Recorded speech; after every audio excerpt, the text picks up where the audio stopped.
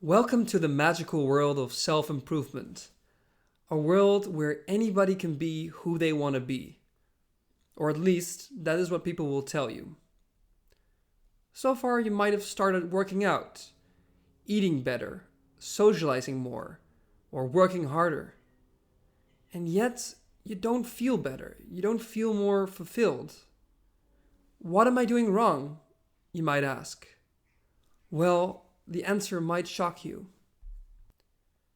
What I'm about to share with you is something that nobody has probably ever told you before. You have been traumatized. Yes, you heard that correctly. You have been traumatized. Sounds pretty serious, doesn't it? Well, yes, but not in the way you might think. Let me explain. When we think of trauma, we most commonly refer to it as an emotional response to an extreme event like an accident or abuse. Trauma most often has a lingering impact on the individuals that experience it. Now, hopefully, you haven't experienced such an extreme event. However, this doesn't mean that you haven't experienced any kind of trauma. Dr. Gabor Maté, one of the leading experts on childhood trauma, came to the groundbreaking discovery that even small events can cause trauma. Something as small as a mother losing her 2-year-old child in a shopping mall for a few minutes. This can lead to the child feeling abandoned by the mother, and if this isn't dealt with properly, can lead to trauma. You most likely will have experienced something that is similar to this, maybe even without knowing it. It is therefore better to understand trauma as the wounds we have sustained from painful experiences in the past, small or big. For some, these wounds might be deeper, for others less so. In any case, trauma impacts all of us in a fundamental way. Why am I telling you this? Because I want you to live a more fulfilling life. And like Mate, I believe this can be achieved by becoming aware of the painful experiences in the past that have influenced you. By becoming aware of the trauma that has impacted you, and by being able to let go of it, you are able to let go of the hindrances that prevent you from living the life that you are truly meant to live. Does that sound good? Then let me introduce myself. My name is Tim. I'm a 26-year-old life coach. And until 2 years ago, I was suffering from social anxiety. I was addicted to video games and television series, and I had little sense of purpose. Now, I wouldn't say I had a terrible youth per se, but a few impactful moments had diminished my self-esteem and made it feel like I was never good enough to achieve my dreams. Then, I made one of the most important decisions of my life, going into therapy. Now, up until then, I had always thought that therapy was only useful for people who were suffering from extreme mental illnesses like depression.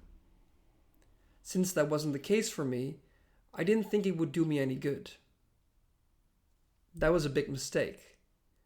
Because in therapy I learned that I had been running from my past pain and past trauma by drowning myself in television series and video games.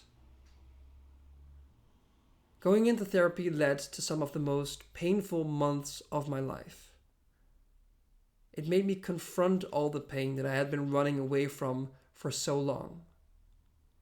But 2 years later, I'm happier, more energetic, and more driven than I've ever been.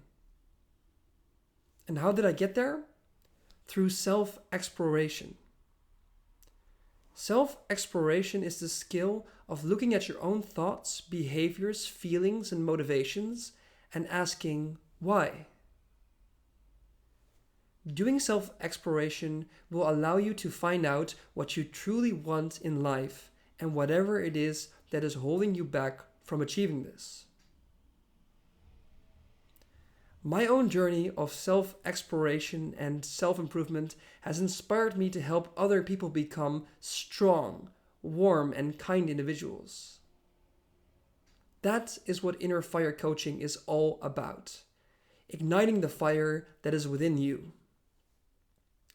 Undertaking this path of self-improvement will change your life. But I'm gonna have to warn you. This will be the single hardest thing you have ever had to do in your life. I'm not joking. Doing self-exploration means facing your greatest fears. Feeling all the pain you've been running away from your entire life. And looking at yourself for who you are in your entirety. Seeing everything about you that you do not like and accepting yourself nevertheless. If I haven't scared you off, then I will help you to take the first step into doing self-exploration and dealing with trauma. But first, we have to understand how trauma impacts us in daily life. Now, every day we are triggered by certain events. When we feel, hear, see, or experience something that reminds us of something we've experienced in the past, we immediately start feeling that same thing we felt when we were younger. And this can be feeling socially anxious when meeting new people, or feeling stressed and uncomfortable when giving a presentation. Now, a certain level of this emotion is natural. It's natural to feel a little bit anxious or a little bit stressed. But if you feel that it is taking control of you and it's more extreme, then it's most likely the result of trauma. The first thing I want you to do to be able to deal with this is to simply let the thoughts and emotions that you experience in that moment be.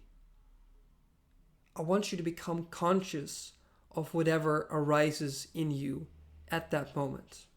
The moment you start to feel these emotions or experience these thoughts, I want you to think the following. I recognize that these thoughts are not who I am. It is okay that I'm feeling this way. I accept myself for who I am. Now, this might sound simple, but trust me, this is a lot harder than it looks. Becoming aware that you aren't your thoughts requires you to zoom out and look at thoughts for what they are. Just moments in consciousness. Being able to look at your emotions without judging it allows your emotions to dissolve. And as a result, you will start feeling better. Now, if you're able to do this, you will have successfully taken the first step in dealing with trauma.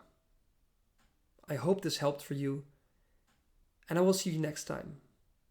And remember, stay conscious.